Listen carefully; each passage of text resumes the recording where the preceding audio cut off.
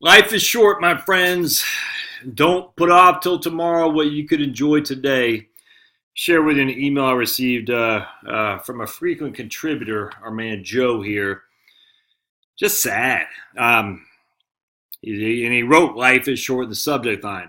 Hi, Josh. I need a favor. My neighbor, who is 65 years old, 68 years old, he was retired, married with a wonderful wife. He passed away while sitting at his computer today at home. No warning, no nothing. He was in great shape, no health issues. You would have liked him. A great kind of person who would give you the shirt off his back.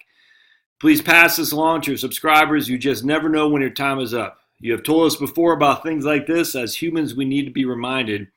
I know I do. Like they say, don't sweat the small stuff. Everything is small stuff. So if you choose to, please tell people again, life is short. You can use my name. His friend's name was Walt. Thanks and prayers to you and your family. And not the irony, but my wife and I were sitting there watching Game of Thrones the other night, and she's looking through.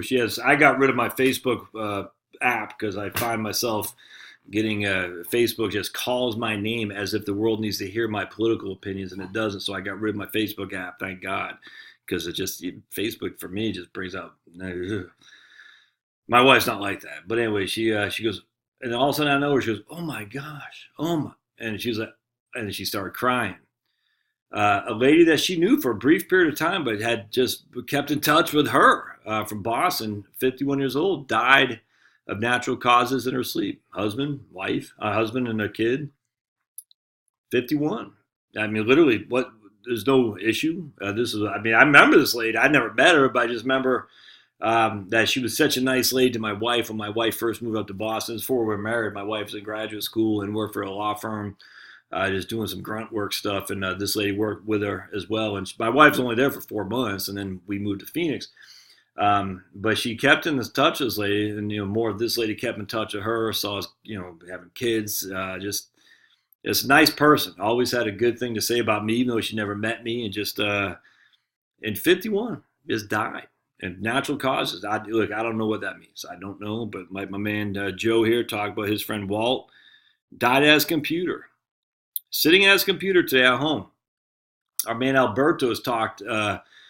He says he knew like 3 or 4 people who literally died at their desk at work. Died at their desk.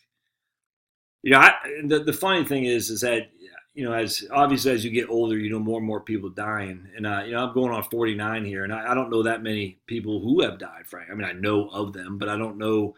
Dying and death has not been part of my life in terms of, I've had some friends, I mean, just what the normal stuff, but nothing like I've never lost a family member. And my parents are still alive. I don't have a relationship with them, but I still have never lost a family member or anything. I don't know what that's like. But when you're in the business of financial planning and talking to people, I can only imagine what accounting. But you learn about the various tragedies that are inflicted upon people just completely out of nowhere. People falling off ladders, for instance. I mean, it sounds funny. People get hit by lightning. And I say stuff like that all the time in a somewhat mocking way, but a way to show that the likelihood of this happening is not high.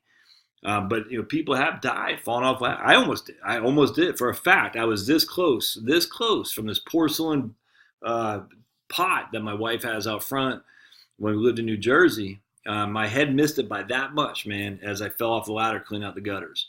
And if I was literally half inch over, I'm sure I would have died. Because I came down, I was high. It was I don't know, 10 feet up, falling backwards. Missed it by that flipping much. I'll never forget that. And I did fall. Our porch was not rock, a stone of some sort. I can't remember the stone. It's some kind of stone. I'm drawing a blank what it's called, and it hurt, man. I'm lucky I didn't break my back, but I'm certainly lucky I didn't die. I just got lucky. Anyway, you hear about this stuff all the time, and as you get older, it just happens more and more. And then, this guy hopefully is able to enjoy his life, his retired life with his wife. And I told you about my friend in Virginia. She got to go on a trip, her and her husband, and I know these people well, and they got to go on a trip, cruise, going through Norway and Germany, all that stuff. And the next year he died. She had quit her nursing job to be able to spend some time with him. Not have any clue that he was going to die. He wasn't in the best shape, but it wasn't like, oh my goodness, you got 6 months to live, nothing like that. The issue I think that we have in America is the fear. Like, I've talked to a lady, and she's a dear friend of mine, and she's financially sophisticated. She just knows. It's just a dear friend of mine, and she doesn't like her job, and she's miserable. Commute an hour and a half each way. The job's just is belittling her, and but she won't quit because the money's good, and and she doesn't need the money, and and it's like funny, we're talking, she's got a couple offers for, probably half what she's making, but it'd be a much better quality of life. But and I was talking to my daughter, one of my daughters about this, my teenage daughter, my Georgia Tech daughter today about this. Is like, you get accustomed to a certain level of affluence that you don't know how you do without, I guess, even though you don't need it, because the alternative would be you're spending down your principal, and that's scary. And but I'm not even, in this case, it's not even an alternative. The alternative isn't spending down your principal, because you still make. Her husband's working. Her husband's retired military, got a pension, TRICARE. It's not the alternative that she would not be spending on her principal, because she still have more than ample income coming in. But I just think we get accustomed to the lifestyle of being able to buy what you want without giving a second thought, that it's tough to leave that behind. It's tough to leave that behind when you're, I guess, getting older, because you're like, what if? And the fear of the unknown is so flippin' scary. It's so scary. And then you got the media, just is insanity out there about how, you need this. I just wish we'd step back and recognize that you don't need a whole lot to live in the United States. You just don't. Everyone thinks you do, but you don't.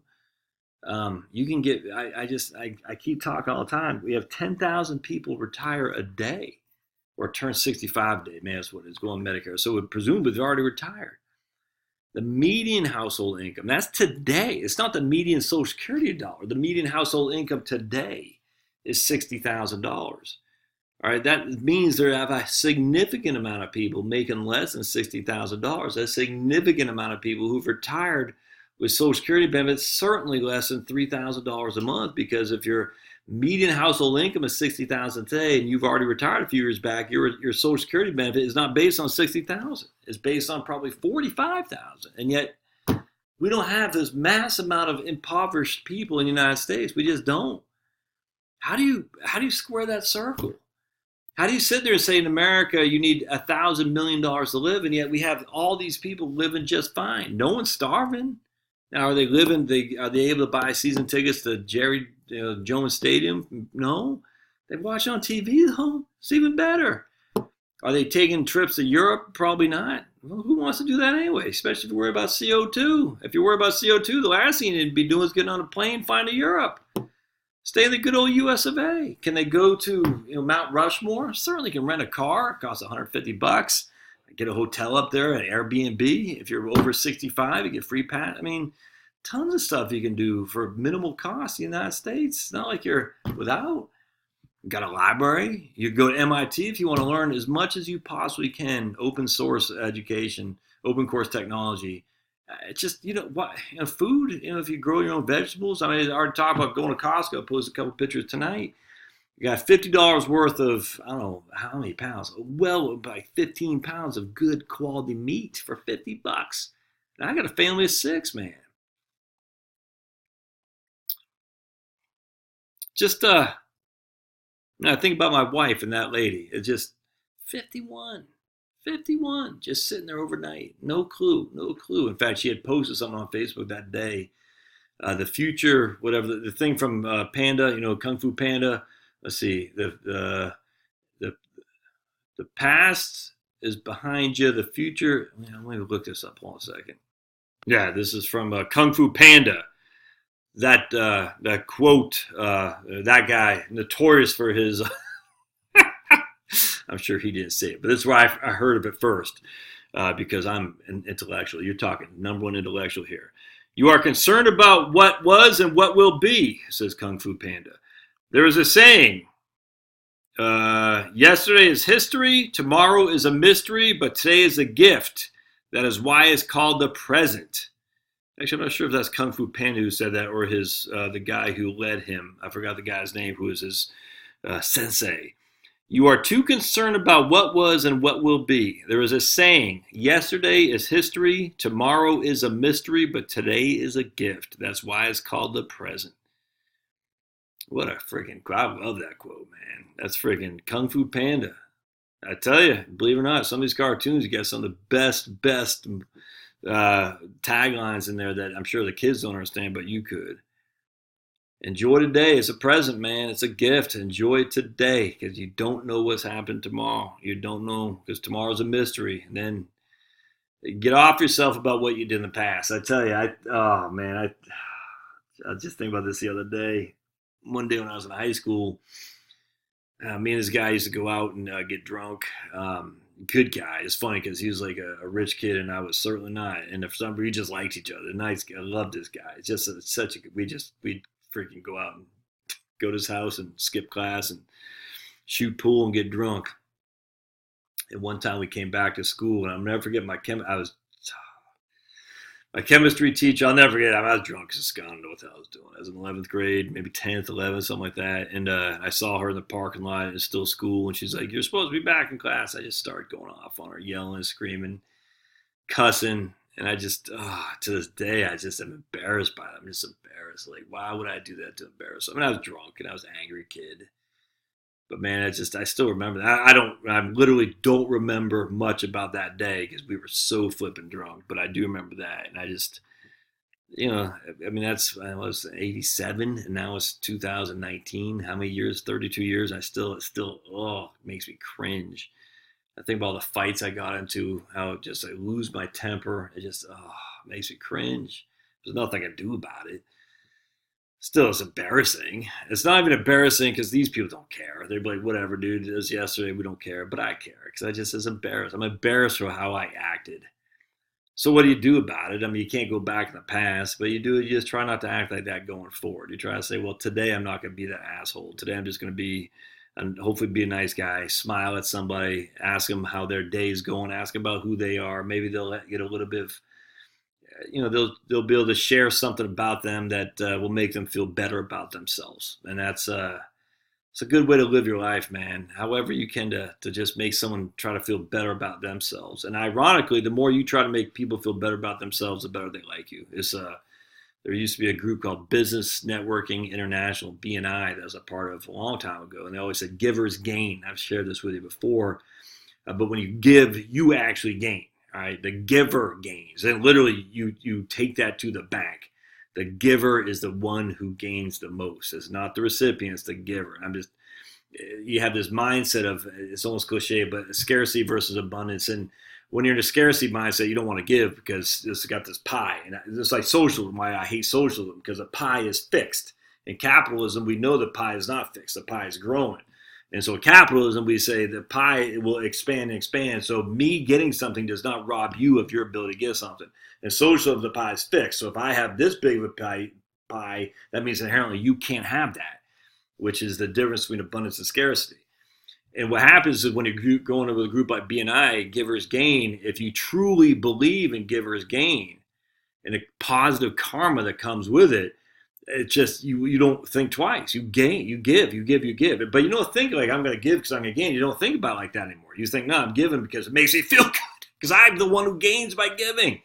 And then the irony of it all, be it a Christian or karma or whatever you feel, it comes back to you in droves. It always does. And I don't know if it'll come back to you in droves in this life. I have no idea. But it comes back to you in some abundant way. And I don't know what it is, when it is going to be or whatever, but I will tell you right now, when you give, you feel better. You feel great. And you can't wait to do it again.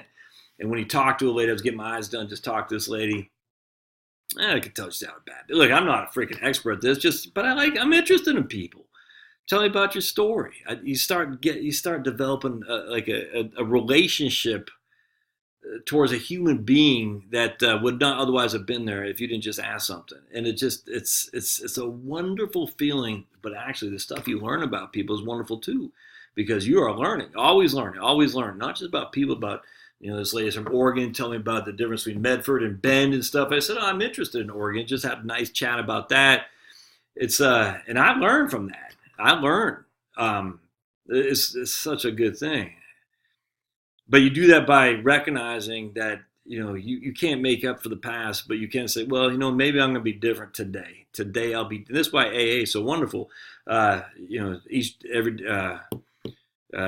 day, one day at a time, one day at a time. For it's just for today, I'm going to stop being an ass. Just for today, just for this minute, I won't drink alcohol. Just for today, I'm going to put my shame aside and be the person I want to be, which is a happy, nice person. Now, I don't know if I'll be able to be like that 3 hours from now. I don't know if I'll be able to be like that 30 days from now. I don't know. But for today, I'm going to be like that, because today is the day. Tomorrow is a mystery. The past is yesterday is history. Tomorrow's a mystery. But today is the day I can be the person I want to be and enjoy the life I have. Even if that means still staying in your crappy old job because you have some fear of you're going to run out of money. I'm just telling you, being poor in America is still the best place in the world to be. Being poor in America is better than being a king in Europe 150 years ago. I mean, it's just not even debatable, my friends. Anyway, so just remember, take heart, enjoy for the day for what's worth. Regardless of who you were in the past, who gives a crap? I'm sorry. Literally, and this is the thing about being a Christian too, why it's so liberating. God doesn't care. God says, dude, I forgive. I forgive you. You're like, but you can't forgive me because I yelled at my chemistry. God says, dude, you kidding me? I sent my son down to die for you on the cross in the most brutal, tortuous way. You think I can't forgive? You think I don't have the power to forgive? That's ultimately what you're saying. You can't forgive me because I did that. God says, dude, if I'm supernatural, if I am truly love, God is love, and you think I can't forgive what you done? How arrogant is that? That's putting you above God. You know better than God. And trust me, you don't. Then God says, I sent my son down to die and suffer on the cross so you will be forgiven. Do you think I would do that only to the people who did not yell at their chemistry teacher when they're drunk in high school? No. I did it to everybody. Hitler could be forgiven if Hitler had the ability to get on his knees and recognize who I am and ask for forgiveness. But arrogance leads to a black heart. And black hearts are awful hard to break after they've been black for so long. Arrogance, man. And that's why the Bible talks about the stupid people. They talk about it in a way like, you should read it. It's interesting. Read the New Testament. Absolutely. And when he says stupid people, he's not saying it like stupid, like, oh, they're kind of dumb. He's saying like, the smart people are actually the stupidest one because they don't see. They can't see beyond. They're like even worse than doubting Thomases. They can't see beyond what is happening or all around them. They just see, they're focused like that. And so they're so smart and they're stupid, essentially. It's actually an interesting dynamic. Anyway, Joe, I appreciate that email. Sad to hear about your friend. Man. Sad to hear about it. I guess I'm going to share with me a quick prayer. And I'm a Catholic, so Catholics, we do like this. We say, Father, Son, Holy Spirit. You don't have to do that. Dear Lord, man, I just feel for all those people out there who are just sad, lonely. Man, not being able to see just the good that you granted to us, especially in this country. They don't want to deal. It's so fearful of what may be, and yet their life is slipping out as they sit here today.